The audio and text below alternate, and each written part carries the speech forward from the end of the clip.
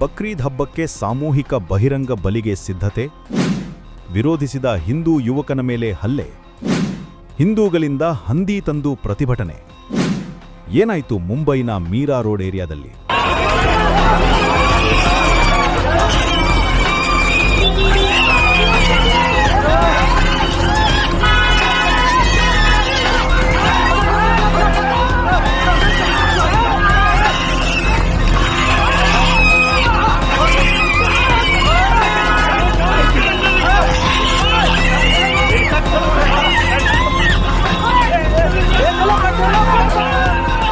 ಇದೇನಿದು? ಪೊಲೀಸರು ಯಾಕೆ ಹೀಗೆ ಹಂದಿಯನ್ನ ಇಟ್ಕೊಂಡು ಹೋಗ್ತಾ ಇದ್ದಾರೆ ಅಂದ ಆಶ್ಚರ್ಯ ಆಯ್ತಾ? ಆಗಿರ್ಲೇಬೇಕು, ಯಾಕಂದ್ರೆ ಇಂಥ ದೃಶ್ಯಗಳು ನೋಡಕ್ಕೆ ಸಿಗೋದೇ ಅಪರೂಪ. ಈ ದೃಶ್ಯ ಕಂಡುಬಂದಿದ್ದು ಮುಂಬೈನ ಮೀರಾ ರೋಡ್ ಏರಿಯಾದಲ್ಲಿ. ಇದಕ್ಕೆ ಕಾರಣ ಏನು?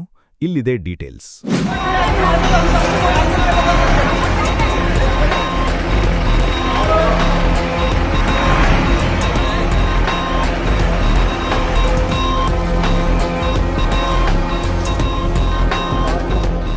ಇದು ಪೂನಂ ಎಸ್ಟೇಟ್, ಸಾವಿರಾರು ಫ್ಲ್ಯಾಟ್ಗಳಿರುವ ಒಂದು ಅಪಾರ್ಟ್ಮೆಂಟ್ ಕಾಂಪ್ಲೆಕ್ಸ್.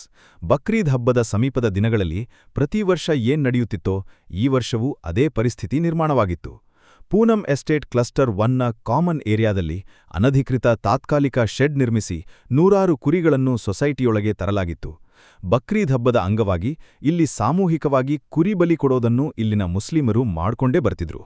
ಆದರೆ ಈ ಬಾರಿ ಅಲ್ಲಿನ ಹಿಂದೂಗಳಿಂದ ವಿರೋಧ ವ್ಯಕ್ತವಾಯಿತು.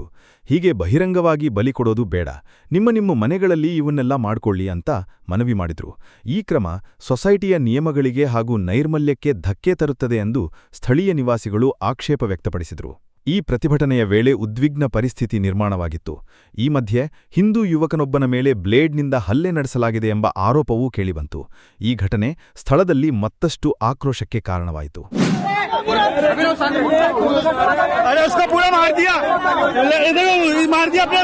हर्ष इधर, हर्ष इधर, पूरा अपने भाई का हाथ फाड़ दिया। कटे लोग देखो,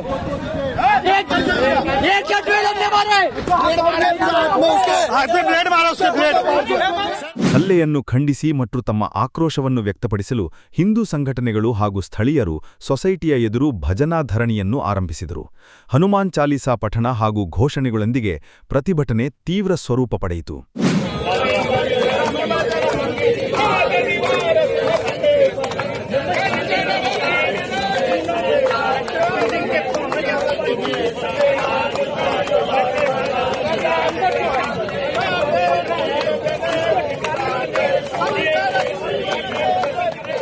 ಇದರಿಂದ ಯಾವ ಪ್ರಯೋಜನ ಇಲ್ಲ ಎಂದುಕೊಂಡ ಕೆಲವು ಯುವಕರು ಹೊಸ ತಂತ್ರಕ್ಕೆ ಮೊರೆ ಹೋದರು.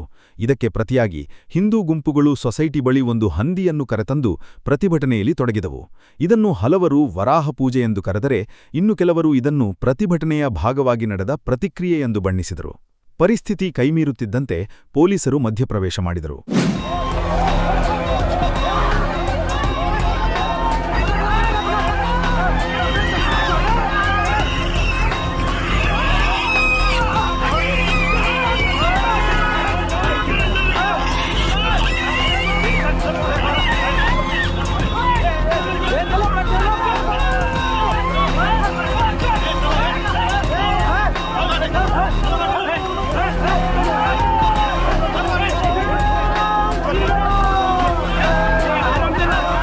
ಪರಿಸ್ಥಿತಿ ಬಿಗಡಾಯಿಸುತ್ತಿದ್ದಂತೆ ಅಧಿಕಾರಿಗಳು ಎಚ್ಚೆತ್ತುಕೊಂಡರು.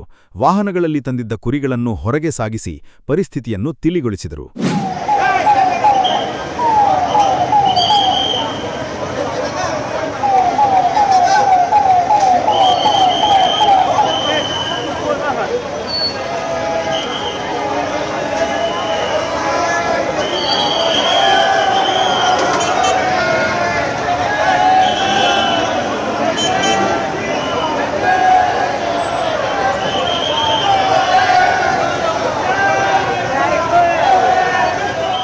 ಬಳಿಕ ಏರಿಯಾದಲ್ಲಿ ಶಾಂತಿ ಕಾಪಾಡಲು ಅರೆಸೇನಾ ಪಡೆ ಇಡೀ ಪ್ರದೇಶದಲ್ಲಿ ಪರೇಡ್ ನಡೆಸಿತ್ತು.